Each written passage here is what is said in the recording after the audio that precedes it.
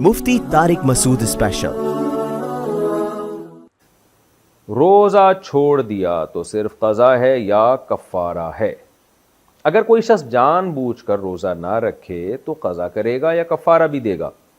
دیکھیں، کفارہ ہوتا ہے روزہ توڑنے کی صورت میں، چھوڑنے کی صورت میں نہیں ہوتا۔ اگر آپ نے رمضان کا روزہ توڑ دیا، بیوی سے ہم بستری کر کے توڑ دیا، ہم بستری کا مطلب یہ کہ انٹرکورس کیا، تو بے شک یعنی صرف انٹرکورس کرنے سے ہی روزے دونوں پر کفارہ لازم آ جاتا ہے۔ اگر عورت کا روزہ تھا اور وہ راضی تھی اس عمل پہ تو اس پر بھی اور شوہر پر بھی، اور یا کھا پی کے روزہ توڑ دیا کسی نے، تو ان دونوں صورتوں میں 60 روزوں کا کفارہ لازم ہے۔ اور روزہ توڑنے سے مطلب رمضان کا روزہ 60 روزے لگاتار رکھنے پڑیں گے۔